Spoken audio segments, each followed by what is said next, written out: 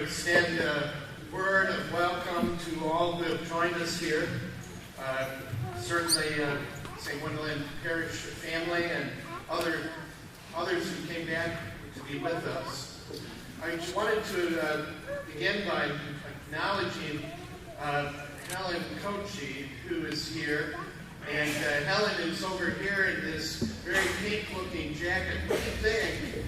She is the oldest living alumni of St. Wendelin, class of 37.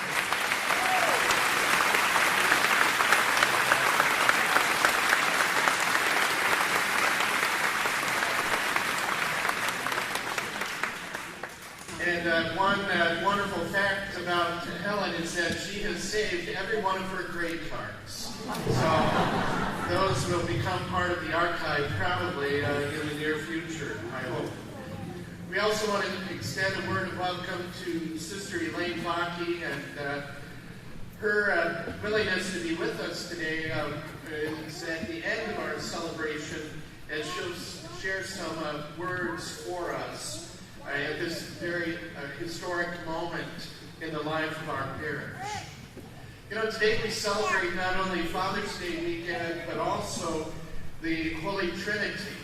And as all of us are aware, the Holy Trinity is a relationship of life and love among Father, Son, and Holy Spirit.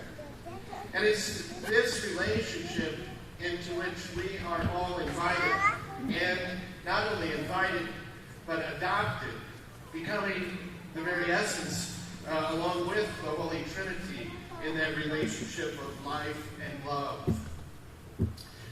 You know, all relationships require celebration. And in our world, it seems like we have a world that revolves around transactions more than it does relationships. What can I get from this person if I'm working with them?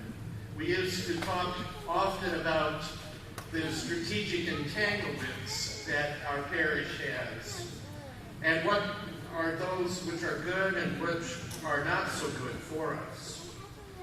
But the truth of the matter is, this celebration of Holy Trinity really tells us that we need time to allow our relationships to be basically where we enjoy one another. Not a transactional piece, but when we truly enjoy one another. And I think over the years, the many years of education, part of what made our education opportunity here so beautiful was because we were able to simply enjoy each other's company in a common mission of education. We know, too, that all real relationships require love, whether it's a relationship between spouses, between parent and children, friends, or even co-workers. And sometimes this love includes tough love. And I think about this especially on Father's Day. The kind of love that my father gave me was a wonderful love, but it was a tough love. He was not my friend, and he always made sure to remind me that he was my father. And thanks be to God, he did that. Even in tough love, though, within the Holy Trinity, love is dynamic and constantly outpouring. And I would say that was true of my father's love for all of us kids. It was constant, dynamic, and always outpouring.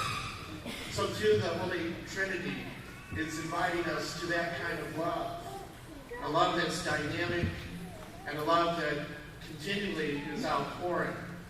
Which means that our love has to be dynamic and constantly outpouring. Not only for God, Father, Son, and Holy Spirit, but for one another as we are His adopted children. You know, relationships also demand truth, especially an authentic sharing of oneself with one another. We cannot hide from God. And this knowledge of this actually should bring us comfort. It sounds kind of scary to hear that we can't hide from God. But the truth of the matter is it should bring us comfort, because as we lay our lives out to Him, He allows Himself to enter into our lives and to help us in ways that maybe we don't even know we need help. And I think God's guiding hand has helped us in our parish to see that, and has led us to a place where He's allowed Himself to show Himself to us and to be with us, even in the toughest part of our parish journey. From the very beginning of our lives within the womb, we have experienced relationship. The relationship with God and the relationship with other humans. So when we hear the statement from Thomas Merton that no man's an island, we realize the truth of our own lives, that we're all connected. And because we call ourselves Christians, we're connected to each other as brothers and sisters, as a people of God, celebrating again His life and His love. On this Feast of the Holy Trinity, we might take the example of St. Francis Xavier, who had a favorite prayer. It was this: Most Holy Trinity, who live in me, I praise you, I worship you, I adore you, and I love you.